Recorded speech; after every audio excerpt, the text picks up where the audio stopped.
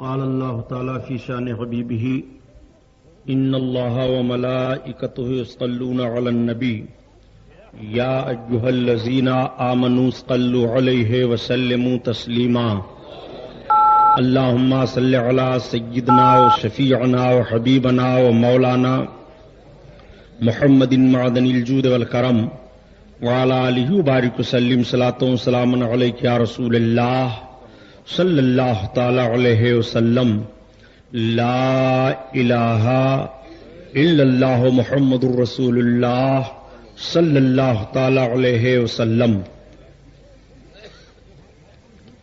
الحمدللہ رب العالمین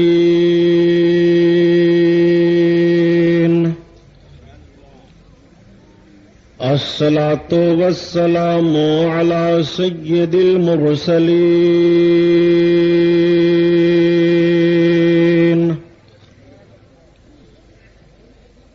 وعلی آلہ الطاہرین واصحابہ المطہرین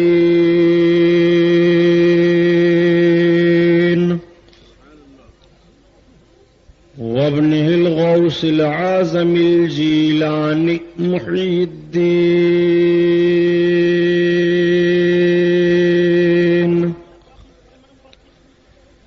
واہل بیتہ اجمعین اما بعد فاعوذ باللہ من الشیطان الرجیم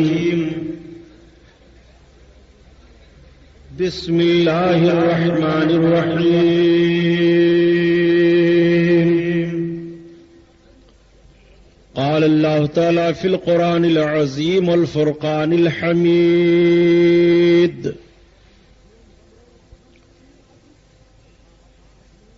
ومن أعرض عن ذكري فإن له معيشة ضنكا ونحشره يوم القيامة أعمى. صدق الله البصير القدير وصدق رسوله الرشيد النذير والحمد لله رب العالمين.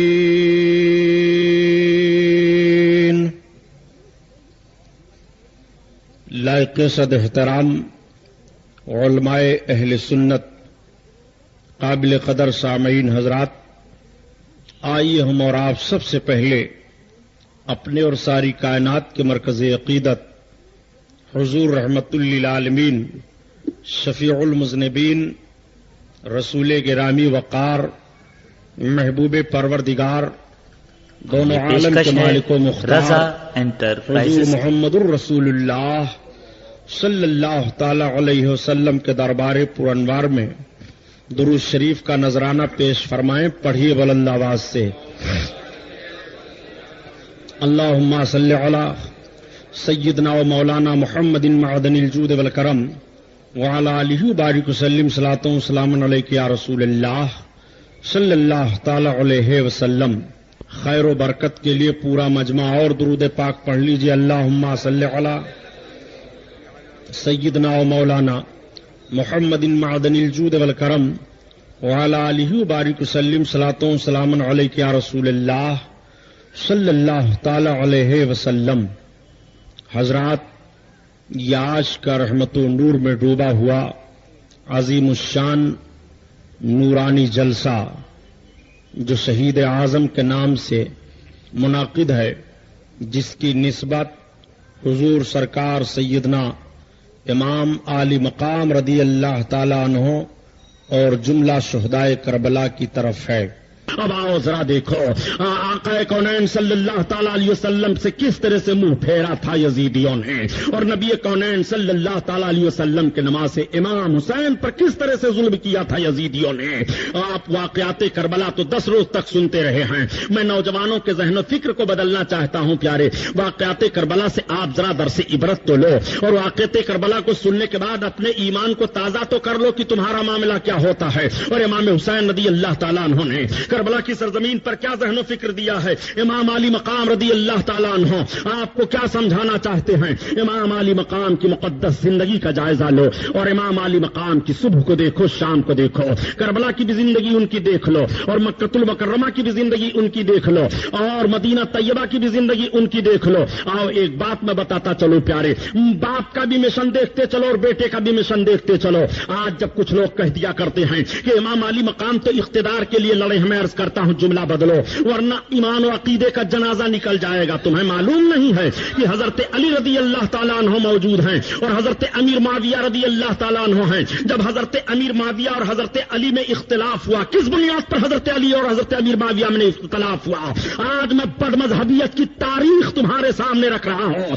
اگر ایک بھی جملہ تاریخ کا غلط ہو تو جو چور کی سزا وہ غلام محی الدین سبحانی کی, ورنہ نجد کی بدماش اولادوں سے میں پوچھنا چاہتا ہوں کہ تم نے تاریخ کا جائزہ کیوں نہیں لیا ہے اور تم نے دیکھا کیوں نہیں ہے اختلاف کی جڑ کہاں سے ہے اور کس بنیاد پر امام حسین کی شہادت ہوئی ہے, کس بنیاد پر حضرت امیر معاویہ اور حضرت علی میں جنگ ہوئی ہے. 90,000 مسلمان جان بین کے شہید کس بنیاد پر ہوئے تھے؟ آؤ ذرا دیکھو, اس تاریخ کا جائزہ لو اور نقطہ سمجھو. حضرت امیر معاویہ رضی اللہ تعالیٰ عنہ کا مطالبہ یہ تھا کہ حضرت عثمان غنی رضی اللہ تعالیٰ عنہ کے خون کا بدلہ علی لے اور جن لوگوں نے حضرت عثمان غنی کو شہید کیا ہے ان سے قصاص لیا جائے, ان کو مناسب سزا دی جائے. حضرت امیر معاویہ کا یہی مطالبہ تھا, حضرت طلحہ کا یہی مطالبہ تھا, حضرت زبیر کا یہی مطالبہ تھا, بڑے بڑے صحابہ کا یہی مطالبہ تھا. اور حضرت علی رضی اللہ تعالیٰ عنہ صبح کی بنیاد پر قاتلوں کو ان کے حوالے نہیں کر رہے تھے اور صبح کی بنیاد پر سزا نہیں دی جا رہی تھی. حضرت علی بھی اپنے اجتہاد میں صحیح پر ہیں اور حضرت امیر معاویہ بھی اپنے اجتہاد پر صحیح پر ہیں. اس اجتہاد کی بنیاد پر دونوں میں جنگ ہوئی. امیر معاویہ نے فرمایا کہ جب علی ان حضرت عثمان غنی کے قاتلوں کا بدلہ نہیں دلا سکتے ہیں اور انہیں سزا نہیں دے سکتے تو خلافت کے اہلدار نہیں ہیں, وہ خلافت کے لائق نہیں ہیں. حضرت امیر معاویہ کو حضرت مولا کائنات نے جواب دیا کہ صبح کی بنیاد پر ملزم کیسے تمہارے حوالے کر دیا جائے جب صحیح ثابت بات نہیں ہو رہی ہے. حضرت علی رضی اللہ تعالیٰ عنہ اس طرح سے سزا دینے سے رکے ہوئے تھے کہ آپس میں جنگ ہوئی اور 90,000 مسلمان جنگ میں شہید ہو گئے. جب 90,000 مسلمان شہید ہوئے, حضرت علی کی فوج غالب ہونے والی ہے. امیر معاویہ نے نیزے پر قرآن کو بلند کرایا. جب قرآن نیزہ پر بلند ہوا تو تلواریں رک جاتی ہیں مسلمانوں کی جان بین سے. اب حضرت علی آئے سامنے, حضرت امیر معاویہ آئے اور مصالحت کی باتیں صحابہ میں ہونے لگی کہ صلح ہو جائے. 90,000 مسلمان دونوں جانب سے شہید ہوئے ہیں, اب صلح ہونے جا رہی ہے.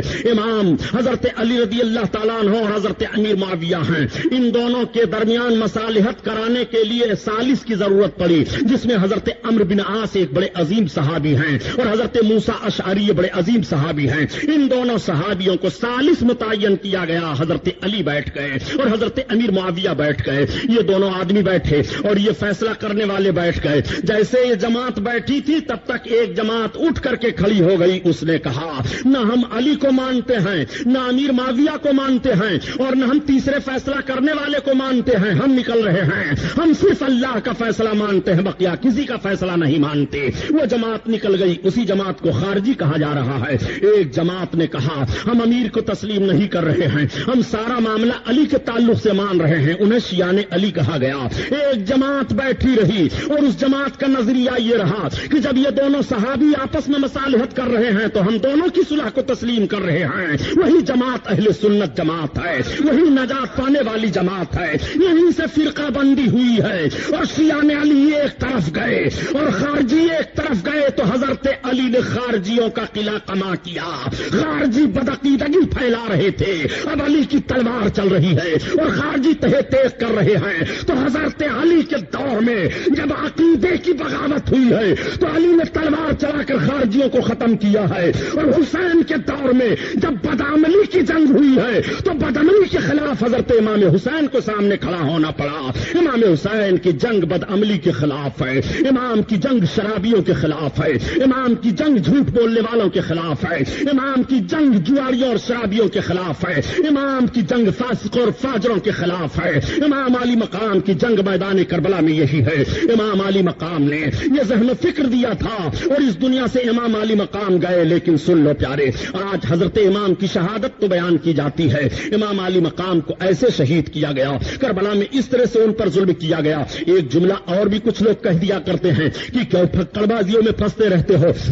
یہ ساری باتیں بدعت ہیں، اور کیوں بدعتیوں کے پیچھے پڑے رہتے ہو؟ امام علی مقام کا معاملہ تھا، وہ ہو گیا۔ کربلا میں جب وہ اپنے بچے کو نہیں بچا سکے، اپنے جوان بیٹے کی حفاظت نہیں کر سکے، اپنے بھتیجوں کی حفاظت نہیں کرتے، تو کیوں ایسے حسین کے نام کا نعرہ لگا رہے ہو؟ میں عرض کرتا ہوں ذرا سنجیدگی سے غور کرو۔ حسین کربلا کی سرزمین پر اپنی جان اور اپنے بچوں کی جان بچانے کے لیے نہیں گئے تھے، بلکہ مذہب اسلام کی حفاظت کے لیے گئے تھے اور مذہب اسلام بچانے کے لیے گئے تھے۔ تو جس چیز کو بچانے کے لیے گئے تھے حسین نے اس کو بچا دیا، اور جس کو بچانے کے لیے نہیں گئے تھے حسین کو اس کو بچانے کی ضرورت ہی نہیں پڑی، اس لیے کہ حسین کا ایمان و عقیدہ ہے کہ تو جان جانی ہی ہے، اور جان جانے کا ایک سبب بھی متعین ہے، اور جب موت آئے گی تو ایک سیکنڈ کے لیے بھی تاخیر نہیں ہو سکتی ہے۔ یہ رب قرآن میں بیان فرما رہا ہے، اس لیے امام حسین نے جان بچانے کی کوشش نہیں کی ہے، اور مذہب اسلام کا قانون حسین نے کربلا کی سرزمین پر بچا لیا۔ امام حسین یہ ذہن فکر دے رہے ہیں، اے لوگوں آؤ ذرا اپنے ذہن کو بدلو اور دیکھتے ہوئے چلو کہ اگر کبھی بھی اسلام کا چہرہ ظلم مسخ کرنا چاہے اور کبھی بھی ظلم اپنے منہ کو پھیلا کر کے اسلام کے حسن کو لوٹنا چاہے، نگلنا چاہے، تو اے مسلمانوں تمہیں میرا کردار یاد کرنا پڑے گا، تمہیں میری قربانی یاد کرنی پڑے گی، تمہیں میرے ذہن و فکر کے مطابق چلنا پڑے گا۔ یہی ذہن امام علی مقام نے دیا تھا۔ یزیدیوں نے سمجھا تھا کہ ہم امام کو تو شہید کر کے اطمینان و سکون کی سانس لے لیے ہیں، مگر ان ظالموں کو اطمینان و سکون کا سانس کہاں ملے گا؟ امام تو کربلا میں شہید ہو گئے، مگر ذرا امام کو دیکھو کہ امام زندہ کیسے ہیں اور یزید مردہ کیسے ہے۔ امام حسین جب ظاہری حیات کے ساتھ تھے، جب بھی اسلام کو امام حسین نے پست نہیں ہونے دیا، اور جب حسین دنیا سے گئے تب بھی نہیں پست ہونے دیا۔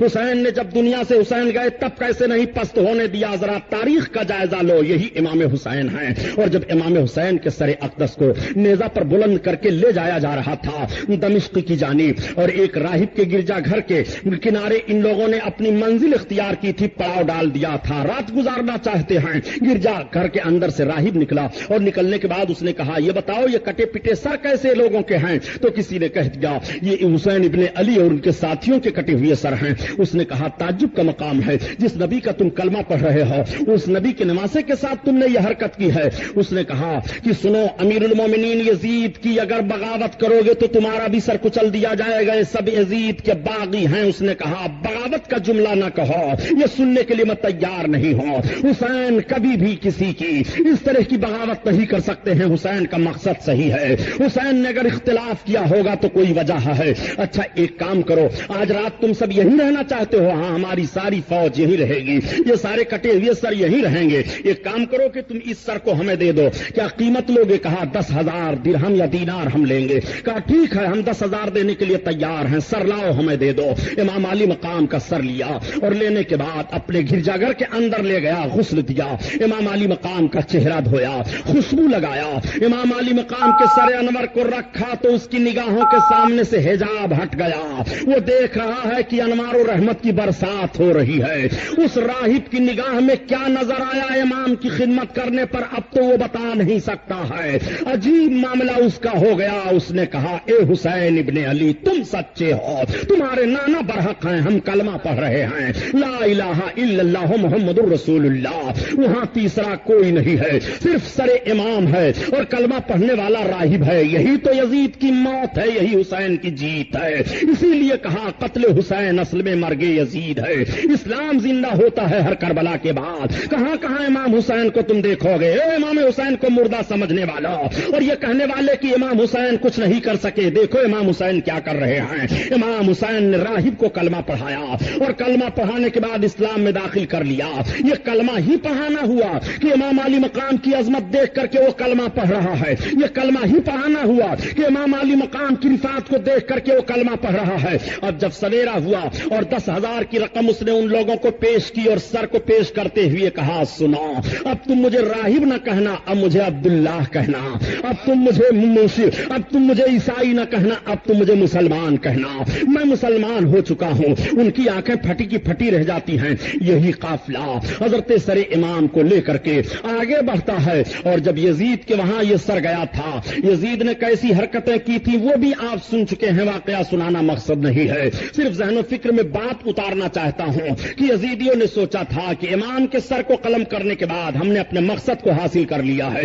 امام کے سر کو قلم کرنے کے بعد ہم نے ترقی حاصل کر لی ہے. اب ہمارے لیے کوئی رکاوٹ نہیں ہوگی, اب ہمارے لیے کوئی دشواری نہیں ہوگی, اب ہمارے لیے کوئی پریشانی نہیں ہوگی, اب ہمارے مقصد میں کوئی بھی حارج نہیں ہو سکتا ہے. لیکن ذرا دیکھو, امام حسین نے بتا دیا تھا کہ تمہارا مقصد حاصل نہیں ہوگا, میرا سر ضرور کٹ گیا ہے مگر میں نے تیرے ہاتھ میں اپنا ہاتھ نہیں دیا ہے. یہ قوم مسلم پزمردہ نہیں ہے, یہ قوم مسلم بے حس نہیں ہے, یہ قوم مسلم ایسی بات نہیں ہے کہ نہیں جانتی ہے, سارے لوگ سمجھ رہے ہیں اور تمہاری حرکتوں پر سب کی نگاہ ہے. چنانچہ امام علی مقام رضی اللہ تعالیٰ عنہ کے ساتھیوں کو یزید نے جب اپنے دربار سے مدینۃ المنورہ کی طرف بھیجا تھا اور سارے لوگ مدینۃ المنورہ کی طرف آئے تھے, حضرت امام علی مقام کا سر اقدس تو مدینہ طیبہ میں اپنی ماں کے پہلو میں دفن کر دیا گیا. حضرت امام علی مقام کا لٹا پٹا قافلہ مدینہ طیبہ میں آیا اور رو رو کر کے نانا جان کے قبر انور پر سارے داستان کو عرض کرنا شروع کر دیا.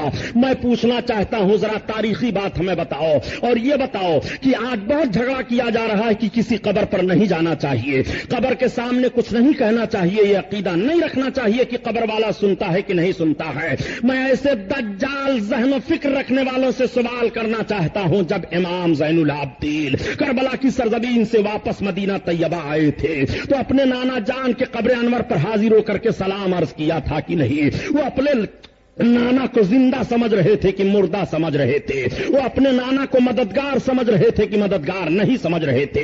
حضرت امام زین العابدین کا عقیدہ بول رہا ہے کہ ہمارے نانا ہماری ساری باتوں کو سن رہے ہیں اور ہمارے نانا ہماری ساری باتوں کا جواب عطا فرما رہے ہیں. کیوں نہیں امام زین العابدین کی بات کو, حضرت امام کے سلام کو اور حضرت امام کی فریاد کو سرکار سنیں گے؟ سرکار نے بہت بعد میں بھی لوگوں کی فریاد سنی ہے اور آقا آج بھی فریاد ہماری سن رہے ہیں. نبی کونین صلی اللہ تعالی علیہ وسلم کے فریاد کی بات آ گئی تو میں بتاؤں, حضرت سید احمد کبیر رفاعی رحمت اللہ تعالی علیہ آقا کونین صلی اللہ علیہ وسلم کی بارگاہ میں ہجری 555 میں حاضر ہوئے مدینہ طیبہ تو عرض کرتے ہیں, یا رسول اللہ, ابھی تک تو میں دور دور سے آپ کی بارگاہ میں سلام کیا کرتا تھا, یا رسول اللہ اب آپ کے قریب آیا ہوں, روضہ اطہر پر آیا ہوں, یا رسول اللہ اپنے دست مبارک کو باہر کیجئے تاکہ میں آپ کے ہاتھ کا بوسہ لوں. تو فوراً آپ کا دست انور قبر شریف سے باہر نکل آیا. حضرت سید احمد کبیر رفاعی رحمت اللہ تعالی علیہ نے بوسہ لیا. اس وقت سرکار پیرے پیرا میرے میرا غوث اعظم بڑے پیر بھی موجود تھے, اسی لیے اعلی حضرت عظیم البرکت بول گئے کہ تم نبی کو مردہ کیسے خیال کر رہا ہے؟ نبی آج بھی زندہ ہیں اور نبی قیامت تک زندہ رہیں گے. اگر نبی کو تم مردہ سمجھ لے گا تو تیرا ایمان مردہ ہو جائے گا. اسی لیے اعلی حضرت عظیم البرکت فرماتے ہیں,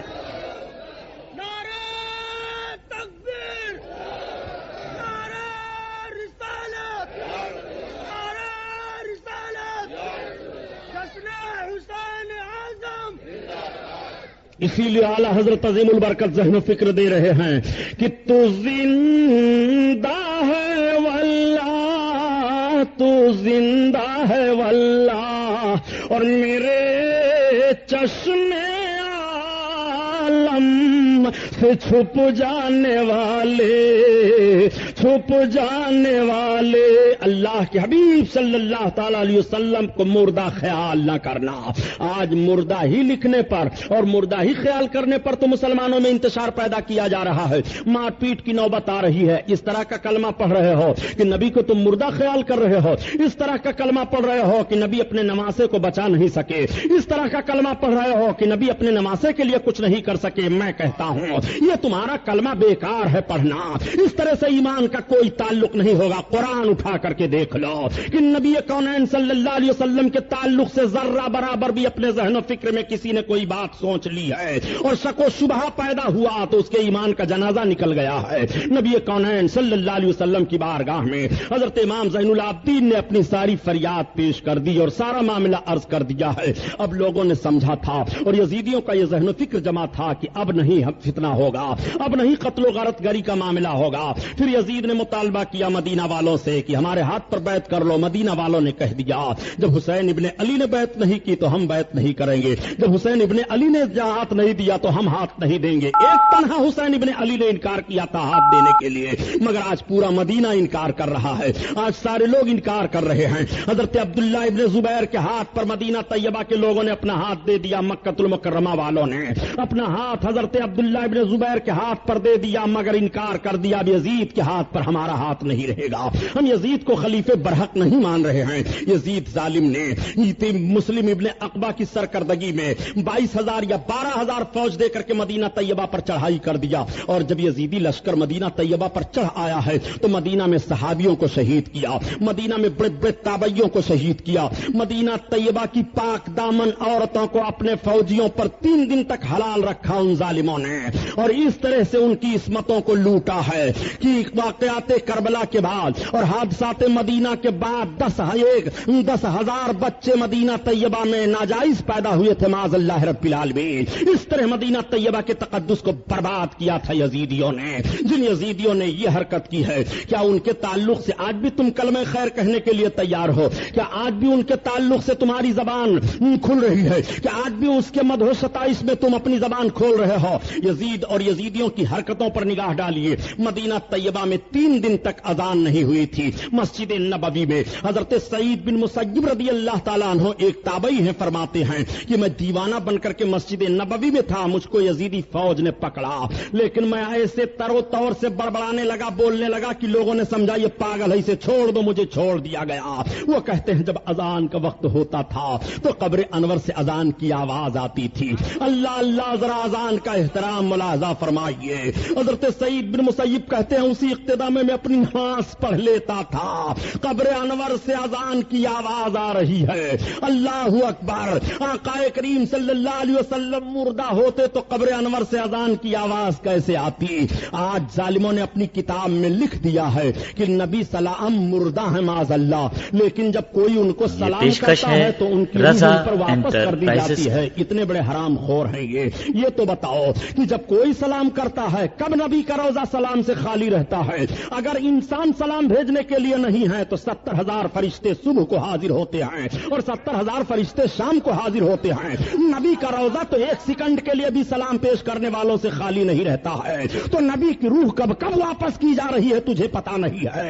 ارے نبی کے لیے موت آنی تھی, فقط ایک آن کے لیے موت آئی تھی, پھر ہمیشہ کے لیے نبی کی موت مر گئی ہے. اسی لیے کہا کہ ایک لمحہ کے لیے آئی تھی انہیں بھی موت, اور پھر ہمیشہ کے لیے ان کی موت مر گئی. پھر ہمیشہ کے لیے ان کی موت مر گئی, ان کی موت مر گئی. نبی کونین صلی اللہ تعالی علیہ وسلم کے روضہ اقدس کے کنارے ان ظالموں نے مسجد نبوی میں اپنے گھوڑوں کو, اونٹوں کو باندھا تھا, اور لید اور پیشاب جانوروں نے کیا, جس کی چھینٹیں منبر پر پڑی تھی. مدینہ طیبہ کو تباہ و برباد کرنے والا کیا مسلمانوں میں اور آنے کا حق رکھتا ہے؟ مدینہ طیبہ والوں کو ڈرانے والا کیا مسلمانوں کی جماعت میں رہنے کا اسے حق ہے؟ نہیں پیارے, فاسق و فاجر ہے, ظالم ہے, جس نے مدینہ طیبہ کی حرمت کو برباد کیا. آقا کریم صلی اللہ علیہ وسلم ارشاد فرماتے ہیں کہ جس نے مدینہ طیبہ کی حرمت کو کھلواڑ بنایا وہ جیسے نمک پگھلتا ہے ایسے ایمان کے طور پر پگھلتا چلا جائے گا. مدینہ طیبہ والوں کو جس نے ڈرایا اس کا ٹھکانہ جہنم ہے. مدینہ طیبہ کی جس نے بے حرمتی کی اس کا تعلق اسلام سے نہیں ہے,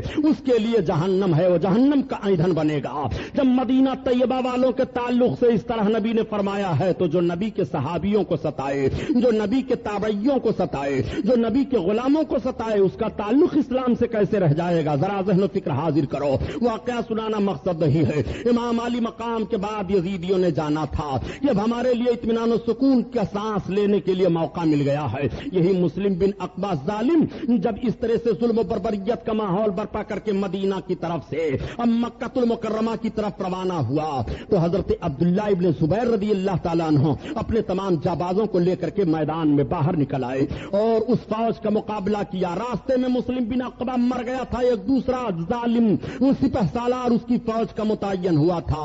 उन जालिमों ने काबा की बड़ी बेहुरमती की और इस तरह से काबा पर पत्थर बरसाए कि गिलाफे काबा जल गया था, काबा की छत टूट गई थी और खाने काबा की दीवारें हिल गई थी। उसी खाने काबा के पर्दे में हजरत इब्राहिम अलैहिस्सलातु तस्लीम ने जो मेढा ज़बा किया था उसकी दुम रखी हुई थी, उसकी सींग रखी हुई थी तबर्रुक के तौर पर, वो भी उसी में जल गया। ये जालिम लोग पहाड़ बुकुबैस के ऊपर से मिंजनीक में पत्थर रख रख करके खाने काबा पर मार रहे थे। इस तरह से ये पत्थर फेंक फेंक करके खाने काबा को पाट रहे थे कि उसी दरमियान में हजरत अब्दुल्ला इब्न जुबैर को इत्तला मिली कि तुम्हारा अमीर यजीद मर गया। यजीद कैसे मरा इसके ताल्लुक से भी जरा ज़हन फिक्र में बात रखो। यजीद की मौत बड़ी भयानक मौत हुई है। ये कसरत से शराब पिया करता था। एक रवायत तो यह है कि इसका फेफड़ा खराब हो गया था जिसकी बुनियाद पर यह बीमारी में मुब्तला होकर के मरा। और दूसरी रवायत यह है कि यजीद सैरो शिकार का बड़ा खूगर था, वो शिकार खेलने के लिए जाया करता था। एक रोज उस शिकार खेलने के लिए चला गया, उसकी निगाह एक ईसाई लड़की पर पड़ गई, लेकिन उस दिन वो कुछ ना कह सका इसलिए कि उसके साथ कई लोग थे। वो दूसरे दिन आया और शिकार खेलने के लिए गया तो रास्ता बदल दिया और अपने साथियों से कह दिया तुम सब यहीं रहो, मुझे आगे बढ़ने दो। जब वो आगे बढ़ करके गया तो एक हिरन को देखा, हिरन का शिकार करने के लिए आगे दौड़ा और दौड़ता हुआ वहीं जाकर के पहुंचा जहां वो ईसाई लड़की रहती। तौहीद नेटवर्क इस्लामिक आवाज मैं कौन हूं, कहा कौन, कहा मुझको अमीरुल मोमिनीन यजीद कहते हैं, इतना सुनना था।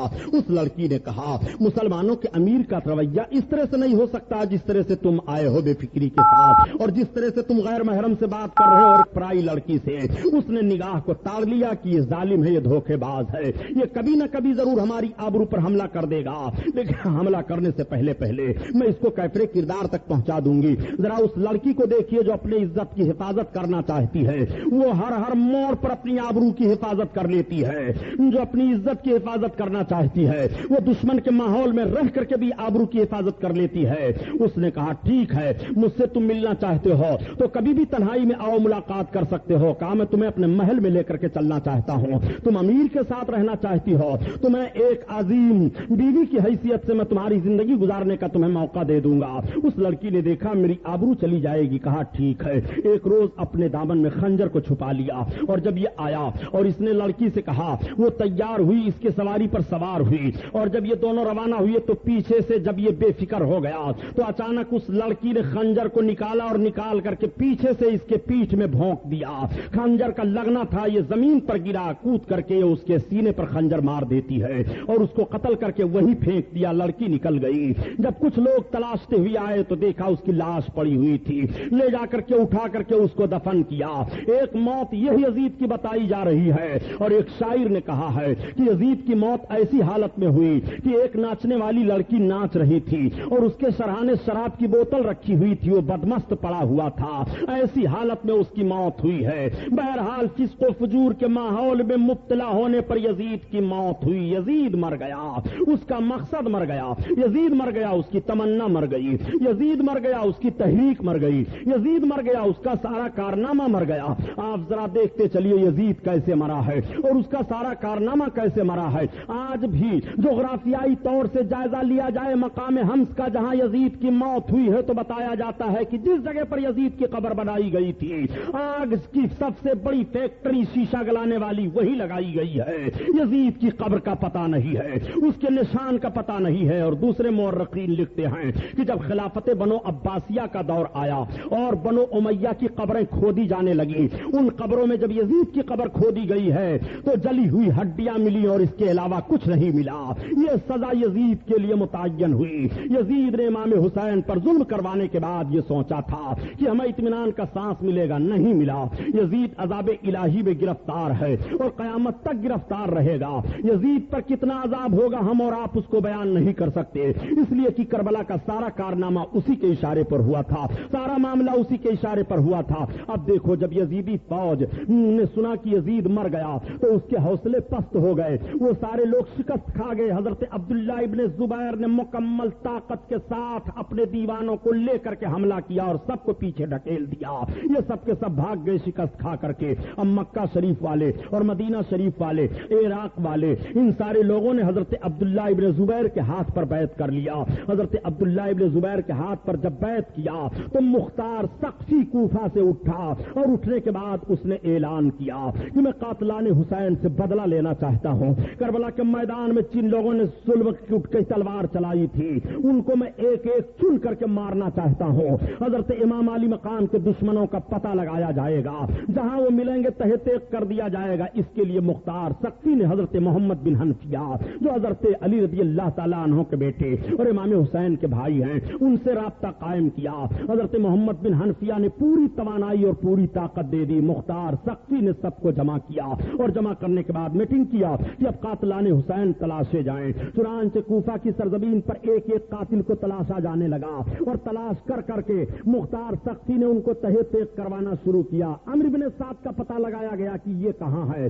جو کربلا کے میدان میں فوج کی قیادت کر رہا تھا، جو کربلا کے میدان میں امام حسین کو اور ان کے تمام ساتھیوں کی شہادت کی ذمہ داری اپنے سر پر لے کر کے آیا ہے، آرام کی نیند سو رہا ہے، پتہ لگاؤ کہاں ہے. تب تک ابن سعد کا بیٹا آ گیا اور مختار ثقفی کے سامنے پہنچا. پوچھا تمہارا باپ کہاں ہے؟ کہا ہمارا باپ اب گوشہ نشین ہو گیا ہے، گھر میں رہتا ہے، وہ عبادت و ریاضت کرتا ہے، اس سے سیاست سے کوئی مطلب نہیں ہے. مختار نے کہا اب سیاست سے کوئی مطلب نہیں ہے، اب رائے کی حکومت کہاں گئی، اب کوفہ کی گورنری کہاں گئی، اب سیاست کا جوش کہاں گیا؟ ٹھیک ہے، اپنے فوجیوں کا اس دستہ بھیجا کہ عمرو بن سعد کے گھر کو گھیرو اور پکڑ کر کے اس کا سر کاٹ کر کے لاؤ. لوگوں نے گھیر لیا، عمرو بن سعد کو پکڑا، اس کا سر کاٹا اور لا کر کے مختار ثقفی کے سامنے رکھا. مختار ثقفی نے اس کے بیٹے سے کہا دیکھ یہ کس کا سر ہے؟ یہ تیرے باپ کا سر ہے جو تو کہتا تھا میرا باپ اب گوشہ نشین ہو گیا ہے. حسین کو شہید کرنے کے بعد گوشہ نشینی اختیار کر رہے ہو. عمرو بن سعد کے سر کو پھر پھینکوا دیا. اب پتہ لگایا جانے لگا کہ بتاؤ خولی کہاں ہے جس ظالم نے امام پر تلوار چلائی تھی؟ خولی کو پکڑا گیا تو اسے تہہ تیغ کیا گیا. سنان کہاں ہے؟ اسے پکڑا گیا، اسے مارا گیا. یہ پتہ لگایا گیا کہ ابن زیاد کہاں رہتا ہے. ابن زیاد کو اطلاع مل گئی تھی کہ مختار ثقفی لوگوں کو لے کر کے ہم سب پر حملہ کر رہا ہے، مار رہا ہے اور اب ہمارے قریب کوئی آنے کے لیے تیار نہیں، ہماری مدد کرنے کے لیے کوئی تیار نہیں ہے. عبداللہ ابن زبیر کے ہاتھ پر سارے لوگ اپنا ہاتھ دے چکے ہیں اور عبداللہ ابن زبیر کی ساری طاقت اس کو حاصل ہے. چنانچہ مختار نے کہا ابن زیاد کو پتہ لگاؤ کہاں بھاگ کر کے گیا ہے. دریا کے کنارے ایک چھوٹا سا گاؤں تھا، وہاں یہ بھاگ گیا تھا. مختار ثقفی کا چھوٹا تھا 10 دستہ فوج کا پہنچا اور وہاں پر ابن زیاد کو گرفتار کرنے کی کوشش کی. جب یہ گرفت میں نہیں آیا بھاگا تو لوگوں نے اس کا پیچھا کیا.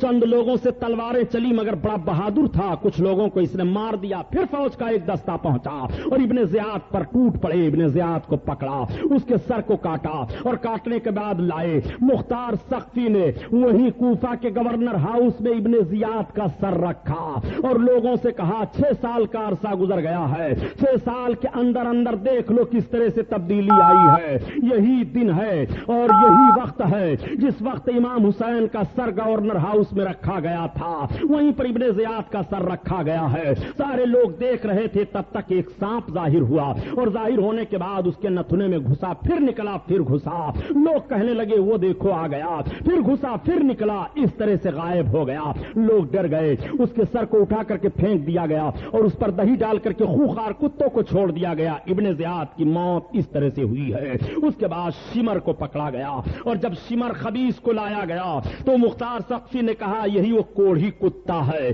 یہی وہ خبیث ہے جس نے اللہ کے حبیب صلی اللہ علیہ وسلم کے نمازے پر زبردست ظلم کیا تھا اور کربلا کا سارا کارنامہ مصالحت کے ماحول پر پہنچتے پہنچتے بھی شمر ذوالجوشن سے بگڑ جایا کرتا تھا. یہ اتنا خبیث ظالم تھا. میرے سرکار نے ایک مرتبہ صحابہ بیٹھے ہوئے تھے اور امام علی مقام تشریف لا رہے تھے. نبی کریم کریم نے امام کو دیکھا تو امام کے سینے کا بوسہ لیا اور ارشاد فرمایا میں دیکھ رہا ہوں کہ ایک کوڑھی کتا ہمارے اہل بیت اطہار کے خون میں منہ ڈبو رہا ہے. جس نبی کے غیب کے تعلق سے تم باتیں کرتے ہو نبی کو غیب نہیں ہے. حسین کے سینے پر چڑھ کر کے جو خنجر چلانے والا ہے نبی اس کی بھی خبر دے رہے ہیں وہ کوڑھی کتا ہے, وہی شمر ذی الجوشن ہے جو سفید داغ اس کے جسم پر ہو گیا تھا, وہ مبروز تھا مردود. حضرت امام علی مقام رضی اللہ تعالیٰ عنہ کے اہم قاتلوں میں سے وہ سمجھا جاتا ہے.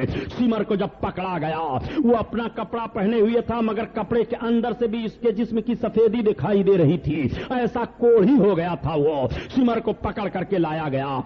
مختار سقفی نے کہا اس ظالم کے پہلے دونوں ہاتھ کاٹو, اس کے بعد اس کی آنکھیں نکالو, اس کے بعد اس کی گردن کاٹو, اس کے دونوں پیر کو کاٹو, تڑپا تڑپا کر کے اسے مارو.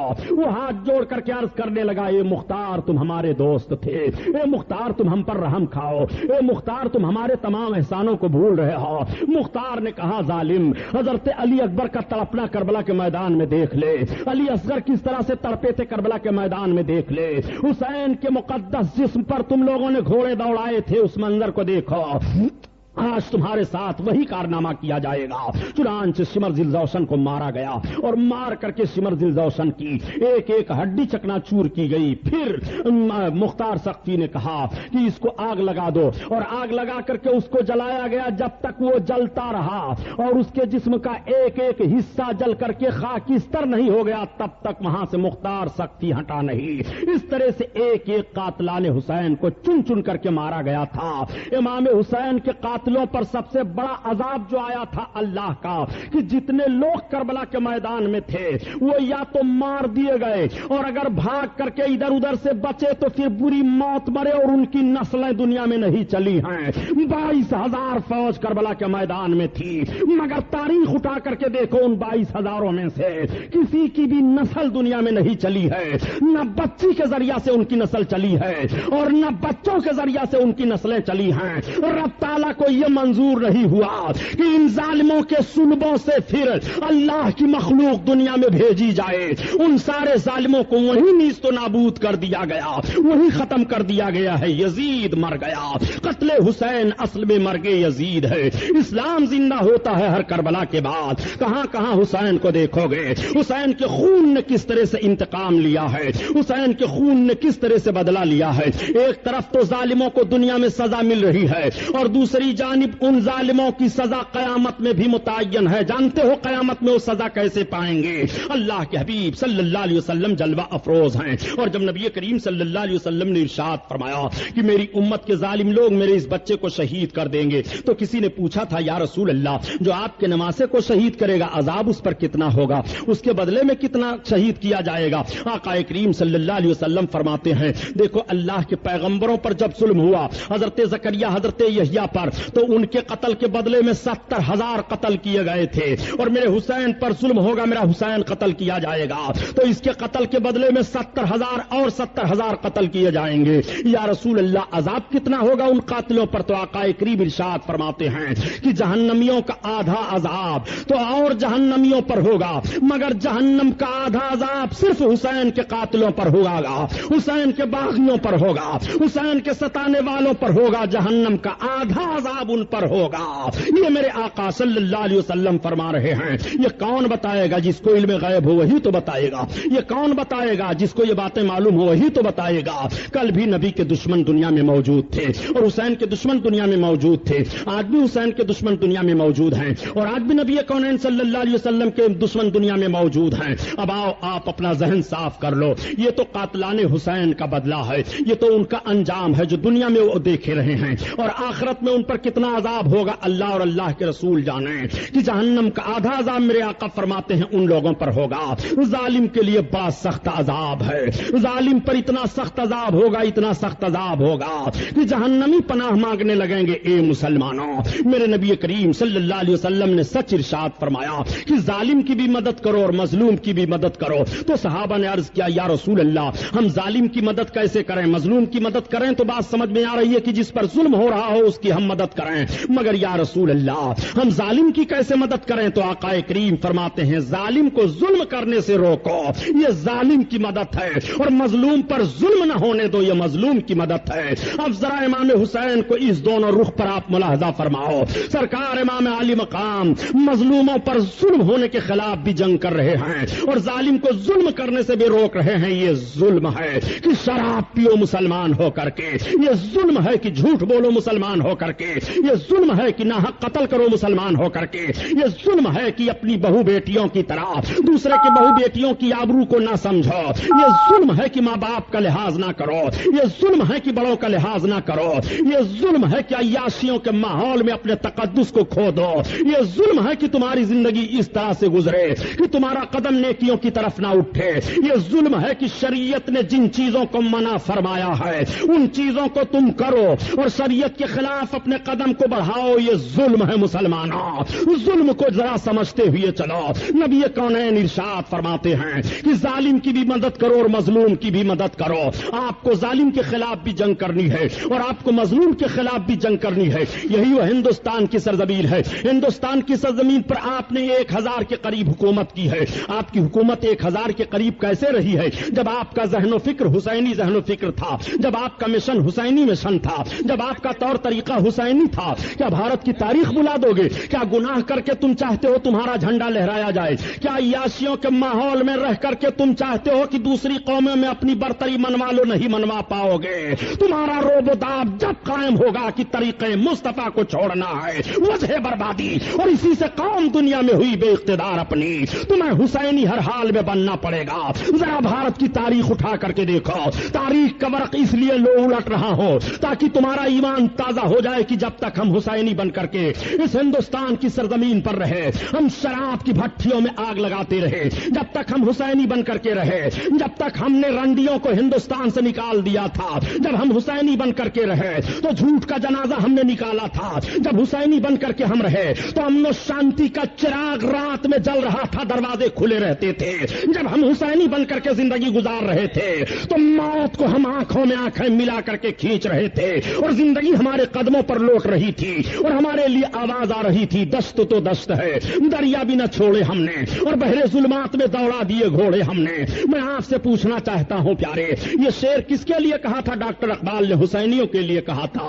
آؤ ذرا تاریخ کا جائزہ سامنے لو کہ عرب کی یہی مختصر فوج جب حضرت سعد بن وقاص رضی اللہ تعالیٰ عنہ کے سرکردگی میں جا رہی ہے اور راستے میں سمندر آیا تو یہی حضرت سعد بن وقاص ہیں جن کا لڑکا کربلا کے میدان میں ظالم حسین کے اوپر تیر چلا رہا ہے۔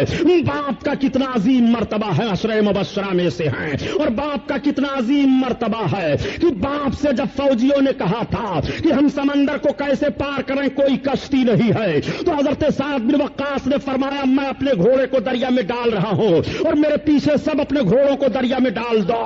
تو حضرت سعد بن وقاص نے اسلامی لشکر کو لے کر کے دریا میں چھوڑے ہم نے اور بحر ظلمات میں دوڑا دیے گھوڑے ہم نے، دی اذان کبھی افریقہ کے تپتے ہوئے صحراؤں میں۔ اب آپ سے پوچھنا چاہتا ہوں پیارے، یہ اذان آپ کی تھی، یہ نماز آپ کی تھی، یہ جوہر آپ کا تھا، یہ جوش و جذبہ آپ کے اندر تھا۔ نبی کونین صلی اللہ تعالی علیہ وسلم کے نمازے نے تمہیں جو زندگی گزارنے کا طور طریقہ دیا تھا، کیا وہی طور طریقہ آپ کے اندر پایا جا رہا ہے؟ کیا وہی دستور آپ کے اندر پایا جا رہا ہے؟ امام علی مقام نے تو جھوٹ کے خلاف جنگ کی ہے۔ آپ کی زبان کیوں جھوٹ میں رہتی ہے؟ تو میں بھارت کی تاریخ کا وہ نقشہ آپ کے سامنے پیش کرنا چاہتا تھا۔ یہی وہ بھارت کی سرزمین ہے جب بھارت کی سرزمین پر رانا سانگا کے مقابلے میں ظہیر الدین بابر آئے تھے لڑنے کے لیے۔ ظہیر الدین بابر کی لڑائی رانا سانگا سے ہو رہی ہے، 40,000 کا دستہ ظہیر الدین بابر کے ساتھ ہے، مگر ظہیر الدین کو کامیابی نہیں مل رہی ہے۔ ظہیر الدین نے کہا ہماری فوج آخر میدان میں پیچھے کیوں ہٹ جایا کرتی ہے؟ یہ تو بتاؤ کوئی خامی تو نہیں ہے؟ کسی نے کہہ دیا آپ کے فوج کے لوگ نوجوان طبقہ جو ہے وہ سونے اور چاندی کے برتن کو استعمال کیا کرتا ہے۔ ظہیر الدین بابر نے کہا، اے میری فوج کے نوجوانوں، تم حکومت و اقتدار کے لیے نہیں آئے ہو، تم سونے اور چاندی کے برتن کو استعمال کر رہے ہو جس کو شریعت نے ناجائز قرار دیا ہے، اس کو تم استعمال کر رہے ہو۔ سونے اور چاندی زیورات میں عورتوں کے لیے رکھے گئے ہیں، سونے اور چاندی تمہارے لیے نہیں ہے، مردوں کے لیے یہ معاملہ نہیں ہے۔ تم اپنے سونے اور چاندی کے برتنوں کو توڑ دو اور غریبوں میں خیرات کر دو، اپنے گناہوں سے توبہ کر لو۔ جب یہ اعلان ہوا تو سارے نوجوان جو اس کے مرتکب تھے انہوں نے برتنوں کو توڑا اور توڑنے کے بعد خدا کی بارگاہ میں سچے دل سے توبہ کی۔ نماز ظہر ادا کی جاتی ہے اور نماز ظہر کے بعد جب ظہیر الدین بابر کی فوج حملہ آور ہوتی ہے تو ادھر فوج میں عصر کا اذان نہیں ہو رہا ہے، کرانا سانگا کی فوج پیچھے ہٹ جا رہی ہے۔ یہ نوجوان سب کامیاب دکھائی دے رہے ہیں۔ طریقے مصطفیٰ کو چھوڑنا ہے وجہ بربادی، اسی سے قوم دنیا میں ہوئی بھی اقتدار اپنی۔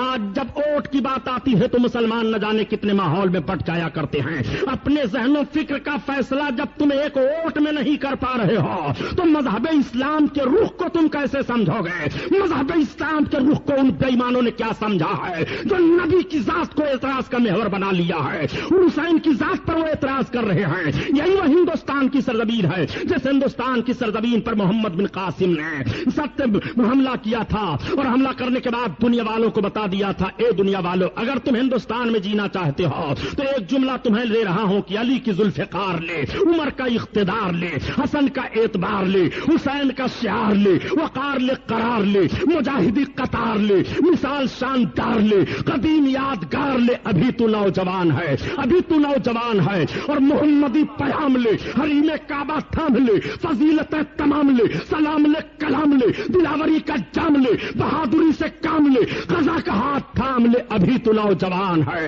ابھی تو نوجوان ہے۔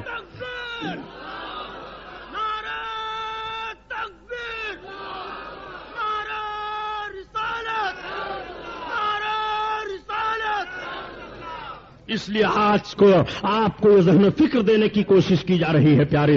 آج آپ غیرت میں نہیں آ رہے ہو، آپ کی ابھی مسجدیں پھونکی جا رہی تھی، ابھی تک آپ کے مکان جلائے جا رہے تھے، ابھی تک آپ کے حقوق چھینے جا رہے تھے، ابھی تک آپ کو غدار کہا جا رہا تھا، ابھی تک آپ کو ہندوستان میں جینے کا کوئی دستور نہیں دیا جا رہا تھا۔ جس ہندوستان کو ہندوستان ہم نے بنایا، جس ہندوستان کو سونے کا چڑیا ہم نے کہلایا، جس ہندوستان میں جوہو ہم لائے، جس ہندوستان میں چمپا ہم لائے، جس ہندوستان میں گلاب ہم لائے، جس ہندوستان کے رخ کو ہم نے ترقی کی شاہراہ پر موڑا اور جس ہندوستان کو ترقیاں ہم نے دی ہیں، جس ہندوستان میں سڑکوں پر درخت ہم لگوائے ہیں، جس ہندوستان میں فوج کا دستہ ہم نے قائم کیا ہے، جس ہندوستان کے چہرے پر کالی لگی ہوئی تھی اس کو صاف کر کے اس کے رخ کو روشن و منور ہم نے کیا ہے، اسی بھارت کی سرزمین پر ہمیں زندگی گزارنے کے لیے دوسرے کے دروازے پر بھیک مانگنی پڑ رہی ہے، دوسرے کے دروازے پر جا کر کے یہ کہنا پڑ رہا ہے کہ ہمیں بھیک دے دی جائے۔ اے مسلمان، تم اپنے ماضی میں پلٹ کر کے اپنی تاریخ کا مطالعہ کرو۔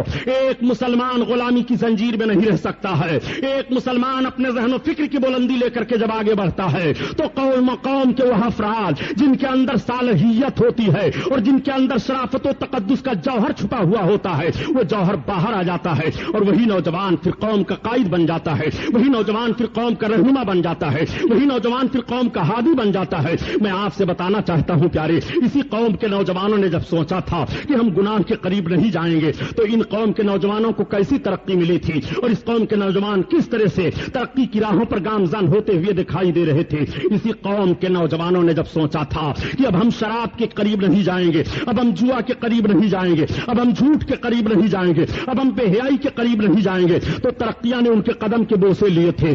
آج میں آپ سے پوچھنا چاہتا ہوں، جس ہندوستان کی سرزمین پر 3.5 کروڑ روپیہ ہر دن مسلمانوں کا سنیما پر خرچ ہو رہا ہو، جس ہندوستان کی سرزمین پر 10 ٹن روز شرابیں پی جا رہی ہوں، جس ہندوستان کی سرزمین پر 1,84,000 عورتیں عصمت فروشی کا دھندا بڑے بڑے شہروں میں کر رہی ہوں، جس ہندوستان کی سرزمین پر پارلیمنٹ میں بیٹھ کر کے لوگ شراب کے لائسنس پر دستخط کر رہے ہوں، اسمبلی میں بیٹھ کر کے شراب کے لائسنسوں پر دستخط کر رہے ہوں، ان کو کیا معلوم ہے کہ بھارت کی سرزمین پر مسلمانوں کو کس طرح سے جینے کا حق ہے اور مسلمان کس طرح سے بھارت کی سرزمین پر جی سکتا ہے؟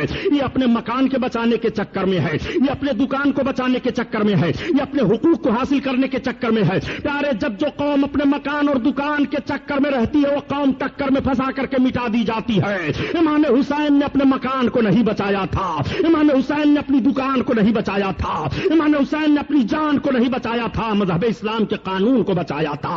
تو امام حسین کا سب کچھ بچتا ہوا دکھائی دے رہا ہے۔ اب بھی سوچنے کا موقع نہیں آیا کہ دوسری قومیں قرآن جلانے کے لیے سوچ رہی ہیں، اب بھی آپ کو سمجھنے کا موقع نہیں آیا ہے کہ آپ کے قرآن پر کھلا ہوا حملہ ہو رہا ہے، اب بھی آپ کو سمجھنے کا موقع نہیں آیا کہ جو قومیں ہمارے سامنے گزرتے ہوئے تھراتی تھی وہ قومیں آج ہمارے قرآن کو چیلنج کر رہی ہیں۔ اے مسلمان، یہی بھارت کی سرزمین ہے اور اسی بھارت کے سرزمین پر یہی جلانے والی قوم نے قرآن کا کیسا اہتمام کیا تھا۔ اٹھاؤ پنجاب کی تاریخ اور پڑھو، پنجاب کے مہاراجا رنجیت سنگھ کی تاریخ اٹھاؤ۔ یہی پنجاب ہے جہاں آج خاک و خون کی ہولی کھیلی جا رہی ہے، یہی پنجاب ہے جہاں آج غیر مسلموں کو بھی مارا جا رہا ہے، یہی پنجاب ہے جہاں آج نیند حرام کر دی گئی ہے، یہی پنجاب ہے جہاں آتنکوادیوں کا ایک دستہ پایا جا رہا ہے، یہی پنجاب ہے جس پر نہ جانے کس کس طرح سے حملے ہو رہے ہیں۔ لیکن یہی وہ پنجاب تھا سن 1947 میں کہ جب پورے بھارت میں آگ لگی ہوئی تھی تو پنجاب محفوظ تھا۔ اس وقت پنجاب کا حکمراں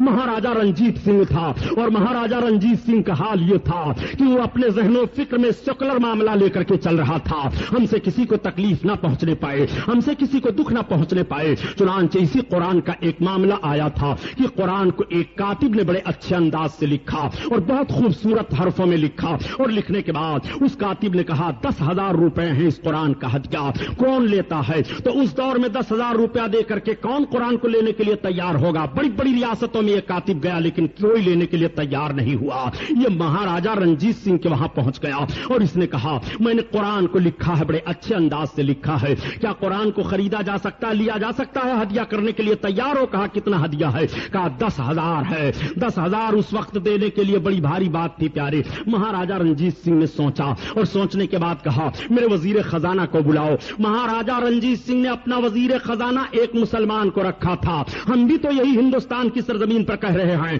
کہ آج جو تاریخوں کو توڑ مروڑ کر کے پیش کیا جا رہا ہے اور آج جو تاریخوں کا جنازہ نکالا جا رہا ہے اور یہ کہا جا رہا ہے کہ بھارت کی مریادہ کو عالمگیر نے برباد کیا ہے، ہندوستان کو عالمگیر نے چوسا ہے، ہندوستان کو محمود غزنوی نے چوسا ہے، عالمگیر نے ہندوستان کو چوسا نہیں ہے بلکہ عالمگیر نے ہندوستان کو سونے کا چڑیا بنایا ہے۔ یہ عالمگیر کی حکومت ہے کہ عالمگیر اپنا وزیر خزانہ ایک ہندو کو رکھے ہوئے تھے۔ یہ عالمگیر کی حکومت ہے کہ سمندری فوج کا سپہ سالار ایک ہندو کو رکھے ہوئے ہیں۔ یہ عالمگیر کا ذہن و فکر ہے۔ میں بھارت کی حکومت سے پوچھنا چاہتا ہوں، مسلمانوں نے اتنی قربانی دی ہے، تم مسلمان کو فوج کے معاملے میں کتنا حصہ دے رہے ہو؟ تم مسلمان کو کس طرح سے حصہ داری کے لیے کہہ رہے ہو؟ خون ہم نے بہایا ہے، حصہ ہمارا ضبط کیا جا رہا ہے۔ خدا کی قسم سنو، اگر فوج کا ذمہ دار مسلمان کو بنا دیا جائے تو نہ کشمیر میں آتنکوادی پھیلے گی، نہ بھارت کی سرزمین پر آتنکوادی جنم لے سکتے ہیں۔ وہ مسلمان اپنے خون کی قربانی پیش کر کے بھارت کی حفاظت کرے گا۔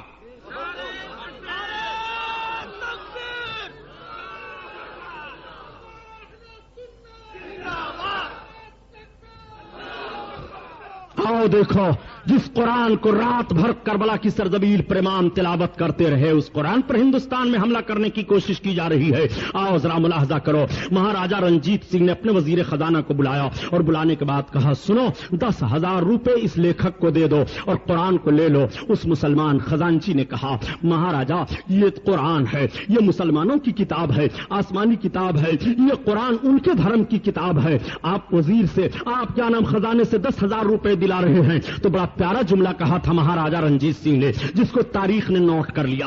اس نے کہا یہ میں مانتا ہوں قرآن ہے، دوسرے دھرم کی کتاب ہے، مگر یہ دنیا کے سارے انسانوں کے کرم کی کتاب ہے، اس لیے اس کو ہم ضرور لیں گے۔ 10,000 ہدیہ دے کر کے مہاراجا رنجیت سنگھ نے قرآن کو لے لیا تھا اور اپنے خزانے میں شامل کیا تھا اور کہا تھا یہ مقدس کتاب جہاں ہمارا خزانہ رہتا ہے وہاں رکھ دو تاکہ برکت رہے، تاکہ اس میں بڑھوتری ہوتی رہے۔ اس وقت کے غیر مسلموں کا ذہن و فکر دیکھو دیکھو قرآن کا کتنا احترام کر رہے تھے. اب ایک سوال پیدا ہوتا ہے, ذرا برا نہ مانیے گا کہ قرآن کی بے حرمتی کرنے کا جوش و جذبہ کیسے پیدا ہوا ہے اس قوم کے اندر, یہ قوم جری کیسے ہوئی ہے.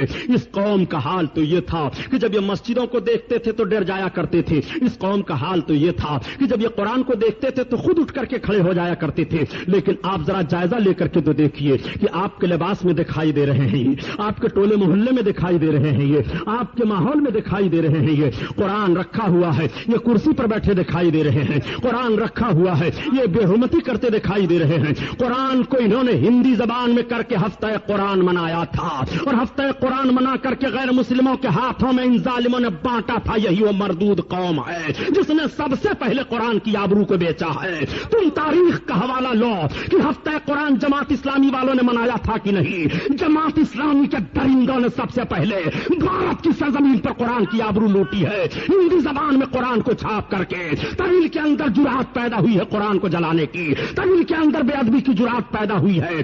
سنو, قرآن عربی زبان میں نازل ہوا ہے, اور جس ملک میں بھی قرآن گیا عربی زبان میں گیا, اور جہاں بھی قرآن پڑھا گیا ہے عربی زبان میں پڑھا گیا ہے. یہ اور بات ہے کہ قرآن کے مطالب, یہ اور بات ہے کہ قرآن کے ترجمے, یہ اور بات ہے کہ قرآن کا مفہوم ہر زبان میں لوگوں نے شائع کیا, مگر قرآن کی آیتوں کو کبھی نہیں بدلا, قرآن کے تلفظ کو کبھی نہیں بدلا. تاریخ کا ذرا جائزہ لو. تم کہتے ہو کہ بریلویوں کے پاس علم نہیں ہے, یہ تمہاری بولی ہوتی ہے کہ یہ کیا جانتے ہیں, تو بدعتی لوگ ہیں, یہ تو بدعت کرنے والے ہیں. حرام خور بدعتی تم ہو, تم نے سب سے پہلے بدعت کو ایجاد کیا ہے. بدعتی ہم نہیں ہیں, بزرگوں کے ماننے والے ہم ہیں, حسین کے نقش قدم پر چلنے والے ہم ہیں. میں ثابت کروں بدعت تم نے کتنا کیا ہے. سن لو, بدعتی تم لوگ ہو, جتنے یزید کے حمایتی ہیں سب بدعتی ہیں. اللہ کے رسول صلی اللہ علیہ وسلم نے بہت پہلے فرمایا تھا کہ میری سنت کو سب سے پہلے جو بدلنے والا ہوگا وہ بنو امیہ کا نوجوان ہوگا.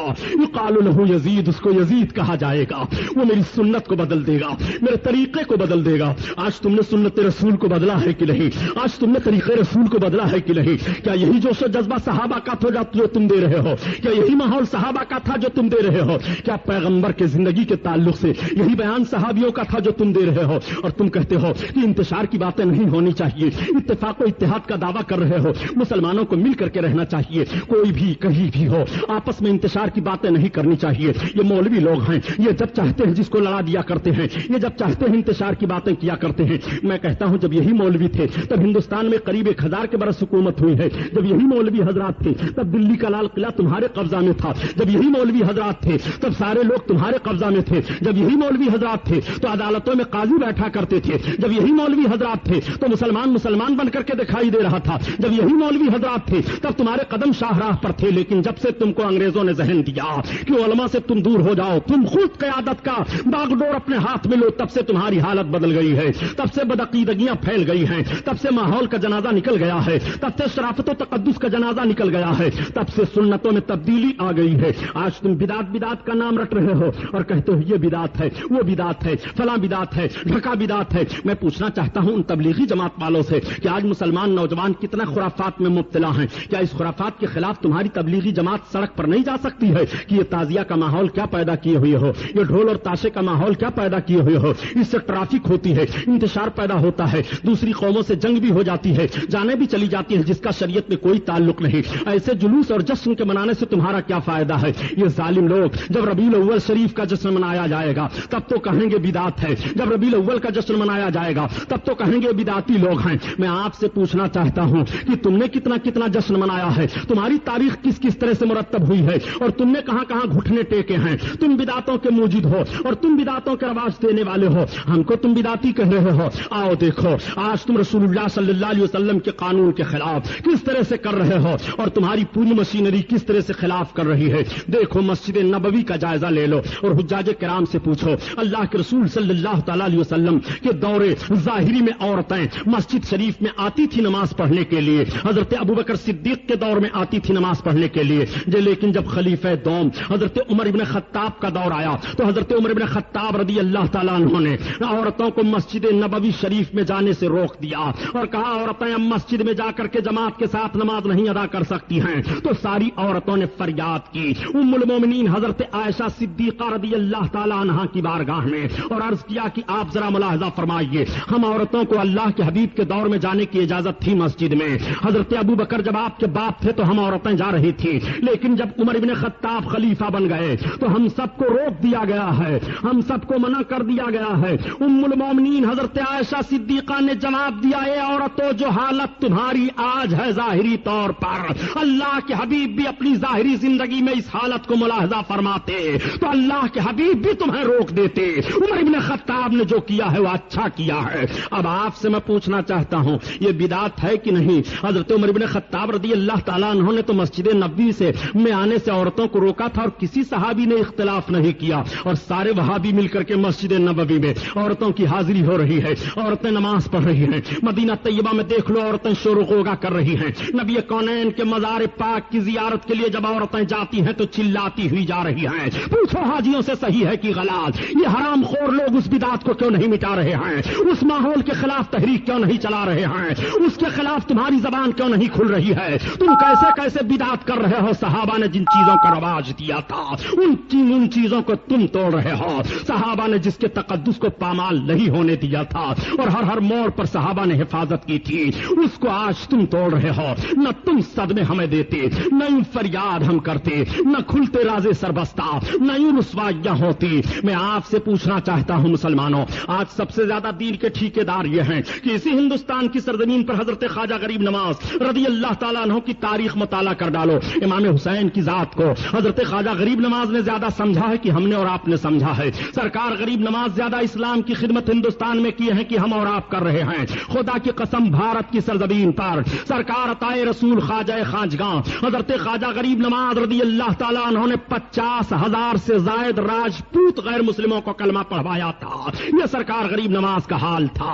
وہ سرکار غریب نواز ہیں. سرکار غریب نواز رضی اللہ تعالیٰ عنہ کی عظیم ذات کو آپ سمجھتے ہوئے چلیے اور حضرت غریب نواز کا مشن دیکھتے ہوئے چلیے. کیا سرکار غریب نواز کی زندگی ایسی گزری ہے جیسی تم گزار رہے ہو؟ یا سرکار غریب نواز ایسے مشن پر تھے جو اہل سنت و جماعت کا مشن ہے؟ اہل سنت و جماعت میں کچھ بدعمل لوگ اپنے ذاتی کردار و ماحول کی بنیاد پر ہو جائیں, وہ بات ہم حجت نہیں قرار دے رہے ہیں, مگر ہمارے اہل سنت و جماعت کا جو عقیدہ ہے اور اہل سنت و جماعت کے جو ضوابط و اصول ہیں, اہل سنت و جماعت کا ماحول جو ہے, اس ماحول پر ذرا غور کرتے ہوئے آپ چلیے کہ ہندوستان میں جتنے بزرگوں کی درگاہیں پائی جا رہی ہیں, ان سب کا تعلق اہل سنت و جماعت سے ہے. سرکار غریب نواز اہل سنت و جماعت ہیں. حضرت نظام الدین محبوب الہی اہل سنت و جماعت ہیں. حضرت نصیر الدین چراغ دہلی اہل سنت و جماعت ہیں. حضرت شیخ عبدالحق محدث دہلوی اہل سنت و جماعت ہیں. حضرت مجدد علی ثانی اہل سنت و جماعت ہیں. دلی کے تمام اولیاء کرام اہل سنت و جماعت ہیں.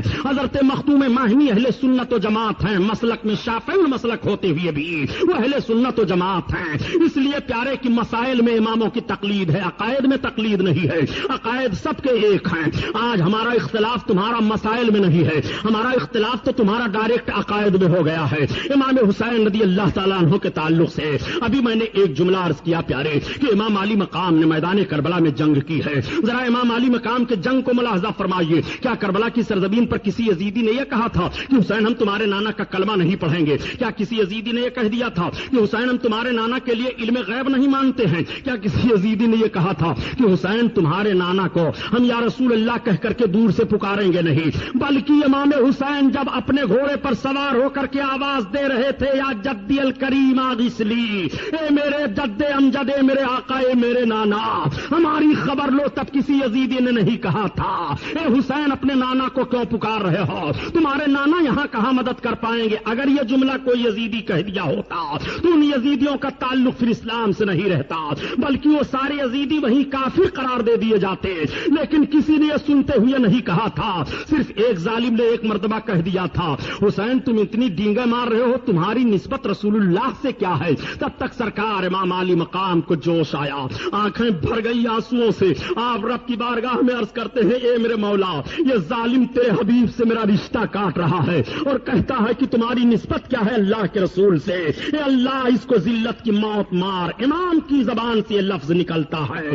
سامعین حضرات, ابھی یہ جو نعتیہ کلام آپ سماعت کر رہے تھے یہ توحید نیٹ ورک کی جانب سے سنایا جا رہا تھا. آپ بھی اپنے شہر کے جلسے ریکارڈنگ کرانے کے لیے رابطہ قائم کریں توحید नेटवर्क मोबाइल नंबर 9967825444